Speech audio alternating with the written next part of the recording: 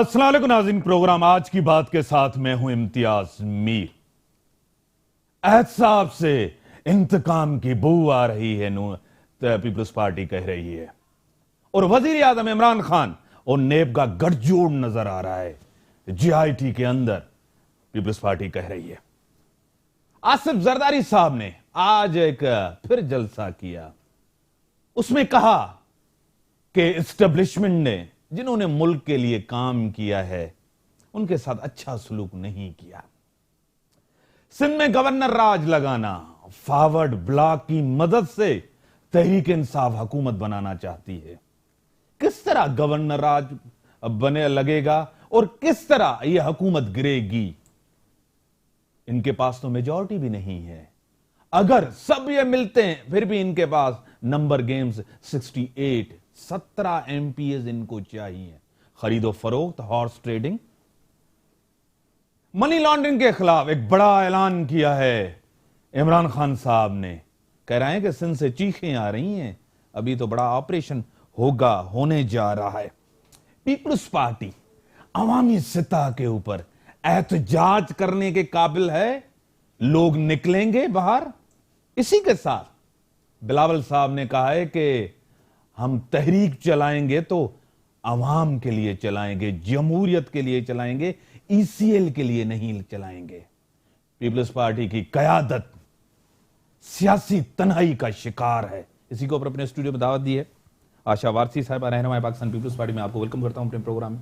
उसी के साथ सईद आफरी साहब एमपीए हैं पीटीआई के, मैं आपको भी वेलकम करता हूं। उसी के साथ सदा रहीम साहब रहनुमा हैं जीडीए और जनरल सेक्रेटरी हैं मुस्लिम लीग फंक्शनल के, एमपीए रह चुके हैं, मिनिस्टर रह चुके हैं। सर मैं आपको भी वेलकम करता हूं। सरदार साहब, हुकूमत गिराने जा रहे हैं, कह रहे हैं कि लोग राब्ते में हैं, एमपीएस राब्ते में हैं, गवर्नर राज की भी बातें हो रही हैं, फॉरवर्ड ब्लॉक की भी बातें हो रही हैं, आपकी हुकूमत जाते हुए नजर। ये अफवाहें हैं, ये सिर्फ अफवाहें ही हैं। पहली बात तो ये, यहाँ मैं आपको एक चीज़ अच्छी तरीके से बताती चलूँ कि अगर किसी के दिमाग में ये इख्तिरा है कि फॉरवर्ड ब्लॉक बनने जा रहा है तो इट इज़ इम्पॉसिबल। हरगिज़ भी फॉरवर्ड ब्लॉक बन नहीं सकता। क्या ये गैर आइनी काम करेंगे? ये जमहूरियत के ख़िलाफ़ जाएंगे? अगर ये जो बातें कर रहे हैं फॉरवर्ड ब्लॉक बनाने की और वज़ीर आला से जो है इस्तीफ़ा मांग रहे हैं, किस खाते में मांग रहे हैं आप मुझे बताएं।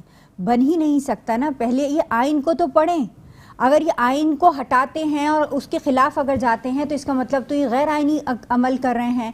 इनको देखें, सिंध में एमपीएस 85 की अगर होंगे इनके पास तो ये हुकूमत बना सकते हैं। पीटीआई के पास 30 हैं, ठीक है।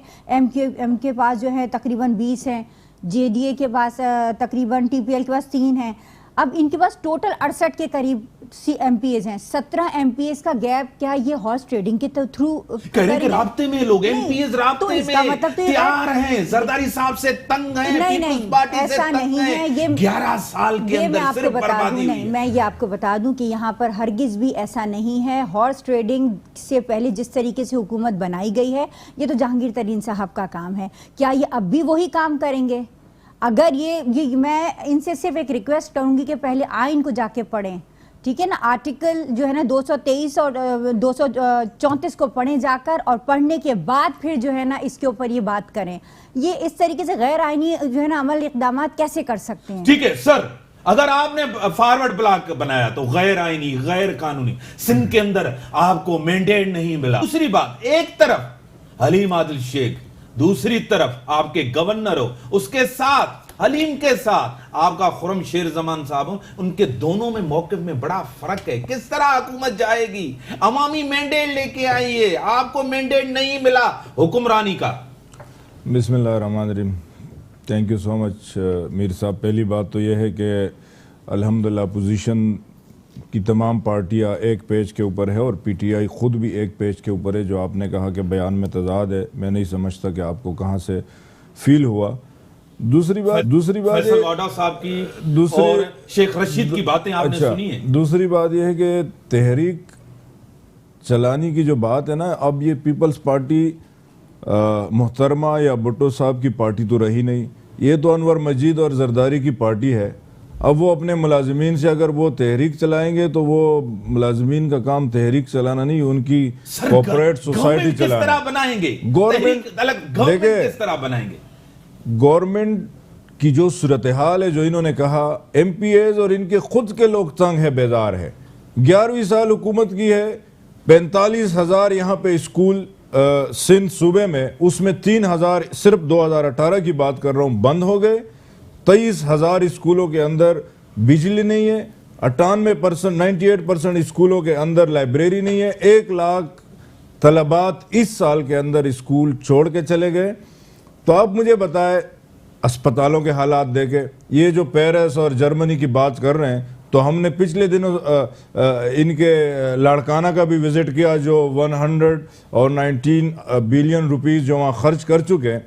तो वहाँ की जो एम्बुलेंस लेटेस्ट इन्होंने अनाउंस कराई है, चेंची रिक्शा पे पीछे लेटा के मरीजों को ले जा रहे थे, और वहाँ की एक्सरे मशीन जो 1970 की पड़ी हुई थी, और वहाँ पे MRI की मशीनें जो ख़राब पड़ी हुई थी। तो ये तो इनकी तरक्की का, और पीने के पानी के लिए लोग तरस रहे हैं। यहाँ पे इंफ्रास्ट्रक्चर का हाल खराब हुआ हुआ है।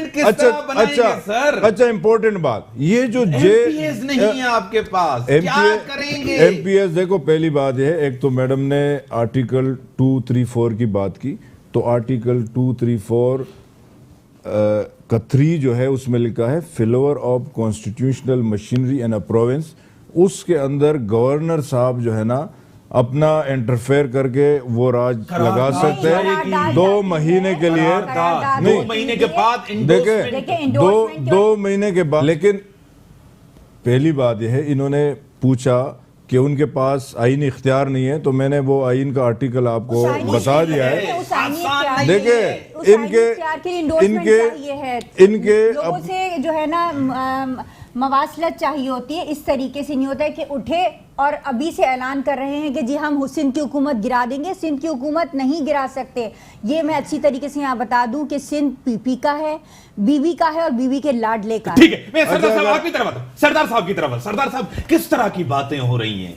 क्या वाकई स्मार्ट मूव आपको नजर आ रही, वाकई संजीदगी नजर आ रही, वाकई तहरीक इंसाफ यहां हुकूमत बनाने जा रही, या सिर्फ सियासत हो रही है? मैं, जैसे हमारी बहन ने कहा, पहले तो मैं उस पर बात करूं कि सिंध भुट्टो साहब का हुआ करता था, बीबी का हुआ करता था, जरदारी साहब और बाद में जो भी लोग आए उन्होंने, उनका सिंध है, या आरओस का जो इलेक्शन में काम हुआ है उनका सिंध है, ये अभी तक हम फैसला नहीं कर सकते। आपका सवाल जहाँ तक है कि ये हुकूमत कैसे गिराई जाएगी, हुकूमत गिराने की कोई ज़रूरत ही नहीं है। देखिए, आइन में रहते हुए ऐसे प्रोविजंस हैं आइन के कि जिसमें इस हुकूमत को तहलील किया जा सकता है। लेकिन सियासी तौर पर जो इम्पोर्टेंट बात है वो जरदारी साहब का क्या होगा। जरदारी साहब अगर ये JIT से बच गए तो ज़ाहिर सिंध हुकूमत पे कोई हाथ नहीं डाल सकता।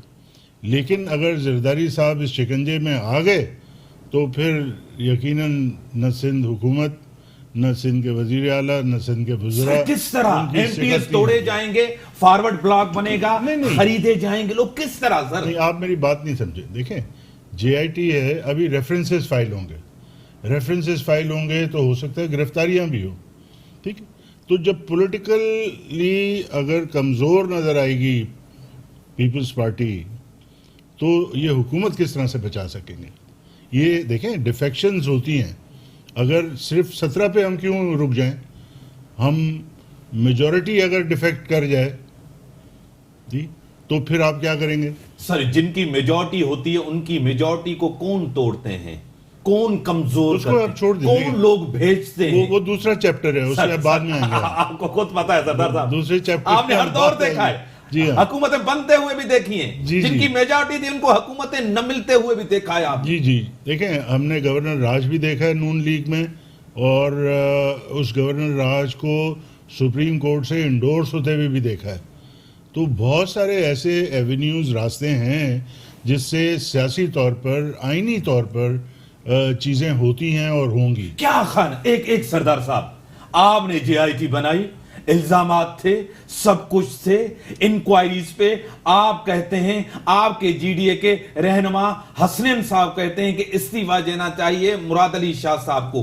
क्या जिनके ऊपर पहले से इंक्वायरी चली, अलीम खान के ऊपर चली, परवेज इलाही के ऊपर हो रही है, जिनके ऊपर इंक्वायरी लगी, केपीके के प्राइम सीएम के ऊपर इंक्वायरी चल रही है महमूद खान, उनसे भी इस्तीफा मांगना चाहिए था? सिर्फ इंक्वायरी पे आप इस्तीफा मांग रहे हैं? नहीं, हसनैन साहब ने कहा, उनकी एक राय है, बैरिस्टर हैं, कानून को जानते हैं अच्छी तरीके से, पार्टी आईन का को क्या जानते हैं। मौक़िफ़ है?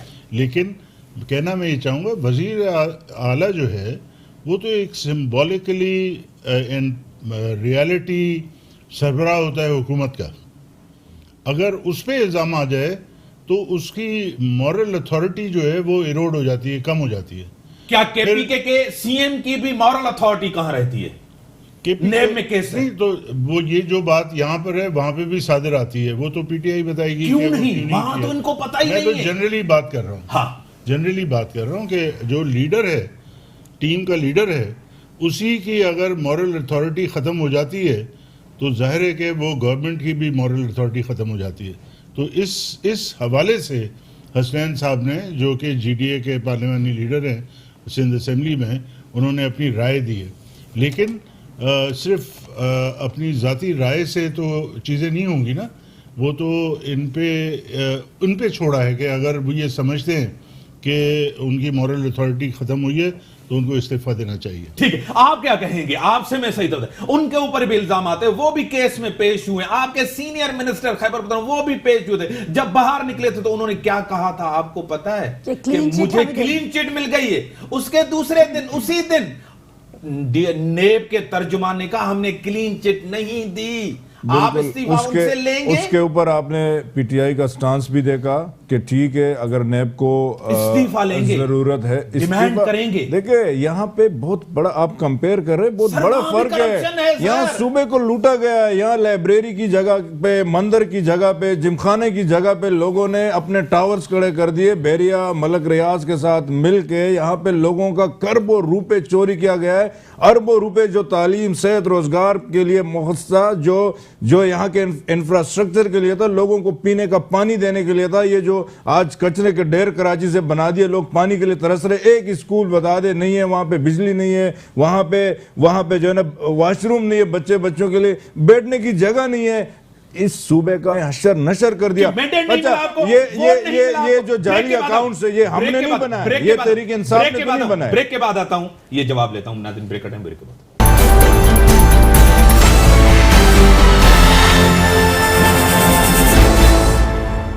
वेलकम बैक नाज़रीन। आफरीदी साहब, अगर आप इस्तीफा पे, आप जो है ना इस्तीफा लेना चाहते हैं इंक्वायरी पे मुराद अली शाह साहब की, यह तो इंक्वायरी खान साहब, इमरान खान साहब के ऊपर भी हो रही है। अगर जेआईटी बनी है ट्रांजैक्शन के ऊपर, बेनामी अकाउंट्स के ऊपर, तो यह तो खैबर पख्तूनख्वा के अंदर भी बेनामी अकाउंट्स है, उसके ऊपर जेआईटी क्यों नहीं बनी? देखिए, ये तो फर्स्ट टाइम हिस्ट्री में हुआ कि ये बेनामी अकाउंट्स को निकाला गया और पीटीआई के गवर्नमेंट ने, और ये आगे भी जाके इसी तरह होगा। ये बहुत बड़ा ब्लेंडर है ये। आप जेआईटी को अगर पढ़ेंगे ना, ये मामूली चीज़ नहीं है। ये इस मुल्क का, इस कौम का, इस सूबे के ख़जाने पे एक डाका है, जहाँ पे जरदारी साहब के दोस्त अनवर मजीद 2008 से 6 कंपनियों से शुरू करते हैं और 2013 में वो 83 पे पहुंच जाती है। और जब अब जेआईटी को जरा गौर से पढ़े, जरदारी साहब की बुलेट प्रूफ गाड़ियां, उसके लंच, डिनर, लॉन्ड्री के पैसे, उसके जो ना बिलावल हाउस लाहौर, नवाबशाह, यहाँ कराची, पूरे पाकिस्तान के बिलावल हाउस के खर्चे, एयर टिकट्स, हत्ता के सदके के बकरे भी इन्होंने जो है ना बेनामी अकाउंट से पे किया है। इतनी अफसोस की बात है। यूटिलिटी बिल्स, और यहाँ पे जो मैंने कहा कि इन्होंने लाइब्रेरी, जिम और मंदिर जैसे सब जगह, ठीक है, मैं जवाब ले लूं। मैं आशा वारसी साहब, आप जवाब दें। आपने लूटा है मुल्क को। नहीं, चलिए ठीक है, आपकी क़यादत ने, आपकी पार्टी ने। एहतसाब क्या सिर्फ अपोजिशन का होगा? हुकूमत एहतसाब के अमल से इस्तिस्ना ले चुकी है। इंक्वायरी पे अगर इस्तीफ़ा मांगा जा रहा है वज़ीर आला साहब से, तो मुझे ये बताइए, खान साहब के ऊपर भी तो पिछले 4 साल से पार्टी के फंड्स के ऊपर इंक्वायरी चल रही है। वो आज तक उनसे इस्तीफा क्यों नहीं तलब किया जा रहा? जरदारी साहब से लेकर 100 पीपी के 172 लोगों के नाम लीडरशिप के और नॉन जो पॉलिटिकल लोग थे उनके नाम ईसीएल में डाल दिए गए हैं। तो फिर ईसीएल में परवेज़ खटक का नाम क्यों नहीं है? खान साहब का नाम क्यों नहीं है? अलीमा खान, अगर अनवर मजीद की ये बात कर रहे हैं, वो तो नॉन पॉलिटिकल आदमी है ना, तो अलीमा जो खान थी इनकी बहन, उनके साथ भी तो डील हुई, चाहे वो जुर्माने की ही डील क्यों नहीं हुई। अलीम खान को सफ़ेद जो है ना क्लीन चिट दे दी गई एनआरओ की, वो फारिग कर दिए गए, उनका चैप्टर क्लोज हो गया, अलीमा खान से जुर्माना ले लिया गया। तो ये पॉलिसी फिर अपोजिशन के लिए भी रखी जाए। जरदारी साहब और तमाम लोगों का नाम जिनका भी ईसीएल में डाला है, आप मुझे एक बात बता दीजिए, जरदारी साहब ने कह दिया है, आसिफ साहब ने, हम कहीं भाग के नहीं जा रहे। इस धरती को, सिंध की धरती को पीपी ने अपना खून पिलाया है।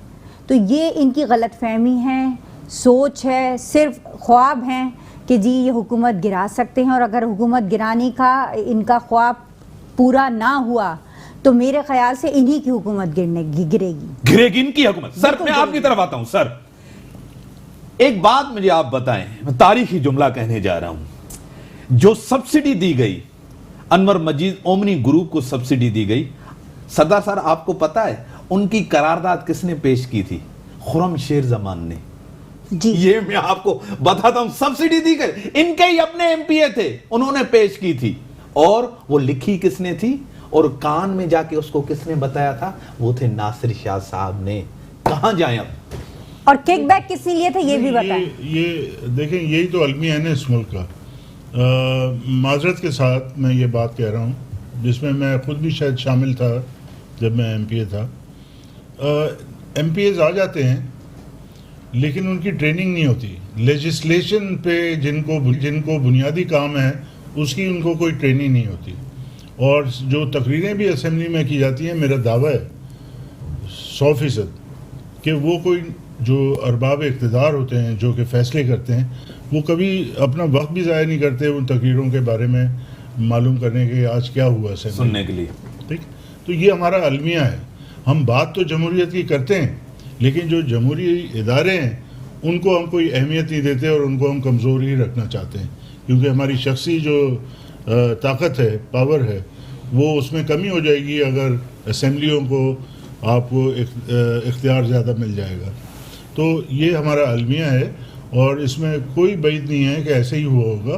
और वो फिर असेंबली वाले बेचारे अपने जो है वक्त, इतने अनाड़ी हैं सर, वक्त इतने अनाड़ी हैं, पता नहीं है हुकूमत गिराने चले हैं। आप हर प्रोग्राम ना सर, मैं आपको रिपीट करवाना देखिए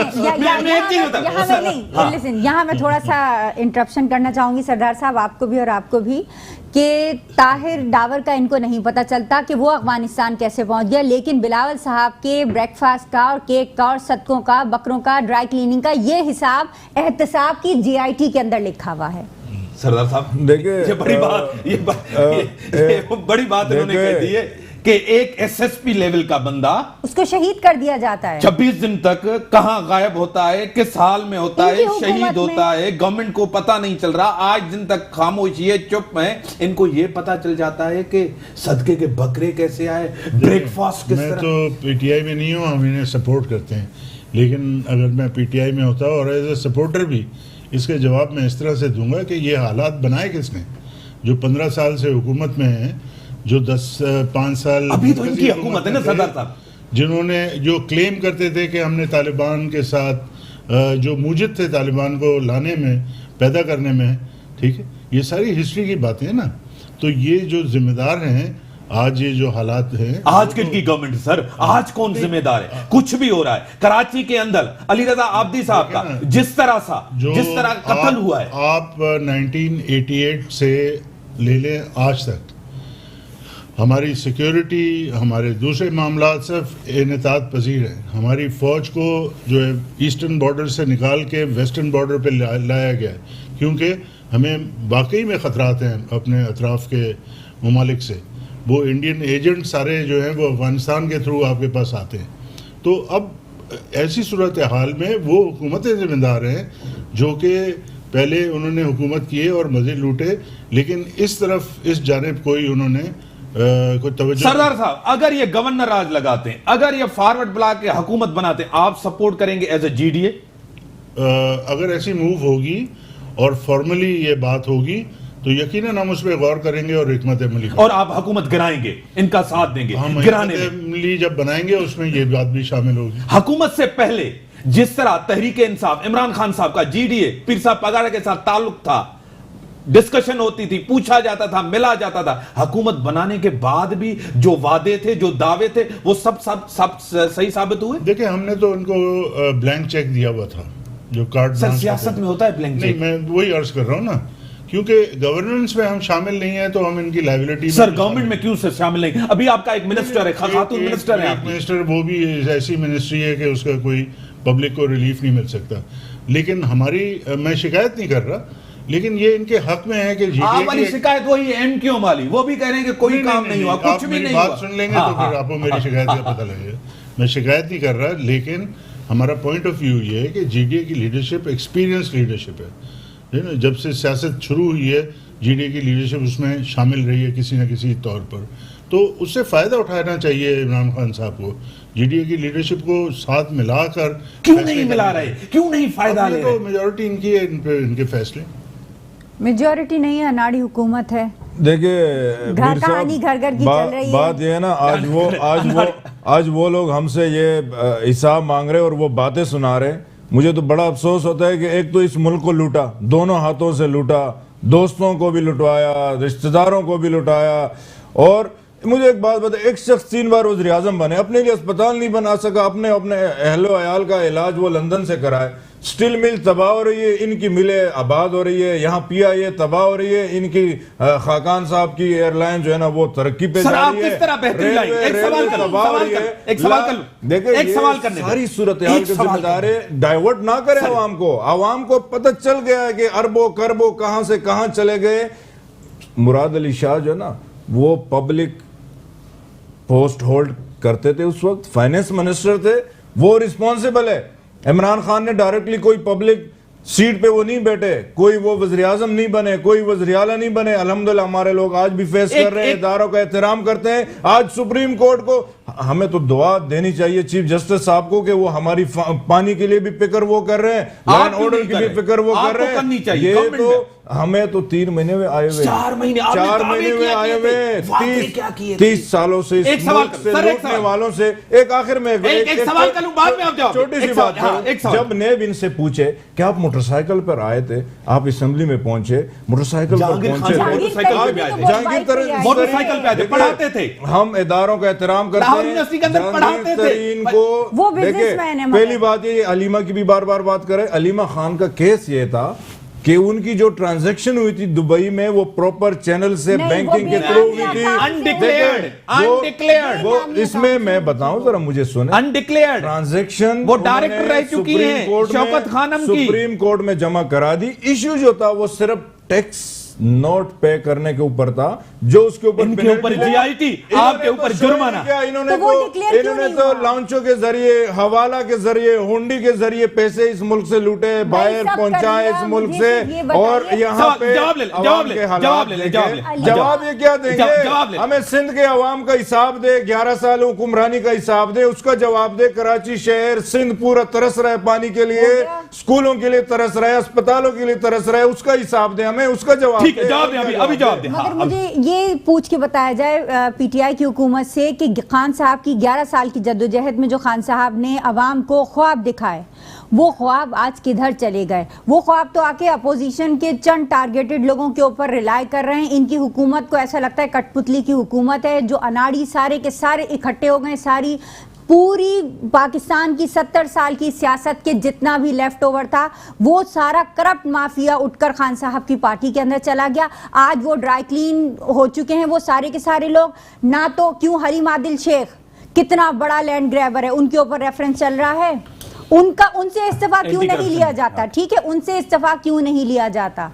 परवेज खटक से क्यों नहीं लिया जाता, आतिफ से क्यों नहीं लिया जाता, केपी में जो इनकी ट्रांजैक्शन हुई मनी लॉन्ड्रिंग की बेनामी अकाउंट की, उनसे क्यों नहीं इस्तीफा लिया जाता। इस्तीफा लेने के लिए सिर्फ अपोजिशन लिया जा रहा है ना, वो ओमनी ग्रुप के निकले ना, जरदारी के है ना, वो जेआईटी जो बनी है उसका हिसाब हो रहा है ना। दूसरी बात ये देखे, हम इदारों का एहतराम करते हैं, इन्होंने बात की हलीम आदिल शेख की या जिसके ऊपर भी ले रहे हैं, सुने मैं बड़ी आसान बात देखे, न्यूयॉर्क में अमेरिका में जरदारी साहब का फ्लैट निकल आया, हमने तो इनसे हमने कोई डंडे तो नहीं उठाए कि आए लड़ते हैं, हमने वहां जाके प्रॉपर चैनल से जो इलेक्शन कमीशन में पिटीशन दायर की और उसकी हायरिंग होने जा रही है। अगर इनको कोई किसी के ऊपर इशू है, हलीम आदिल के ऊपर या हलीम खान किसी के ऊपर, वो जाए इदारों में प्रॉपर तरीके से जमा कराए ना, उनके एविडेंस निकाल के उनके ऊपर पिटीशन करे, रेफरेंस करे, वो केस करे ना, फेस करे ना, बजाय यहाँ बैठ के तनकीद करे वो भी चोर है, वो भी चोर है। अच्छा एक बात बताए,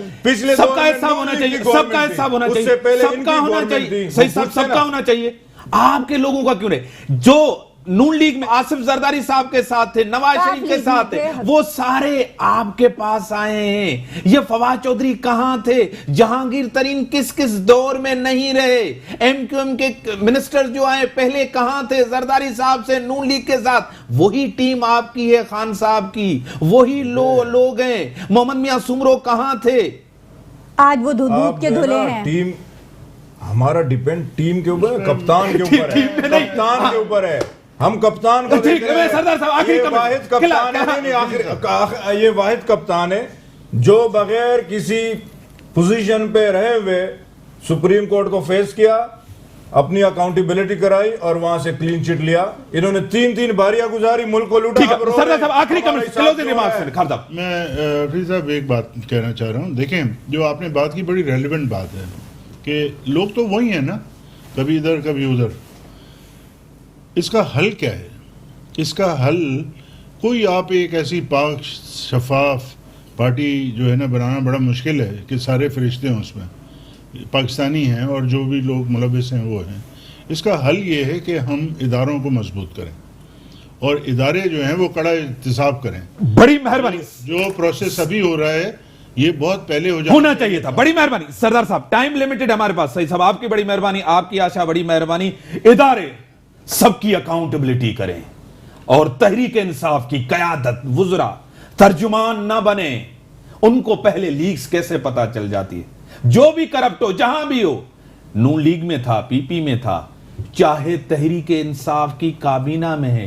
अगर काबीना का एहसाब होता है तो 80% काबीना तो आपको पता है ना गिर जाएगी, फिर गवर्नमेंट चलेगी। बैसाखियों पे गवर्नमेंट है, कमजोर गवर्नमेंट है। अगर तहरीक इंसाफ सिंध के अंदर मूव करती है तो नून लीग और पीपल्स पार्टी अगर मरकज में करते हैं, इनके पास भी मेजॉरिटी कम है, तो क्या इनकी हुकूमत का क्या बनेगा? इसी के साथ दीजिए इजाजत। अल्लाह हाफ़िज़।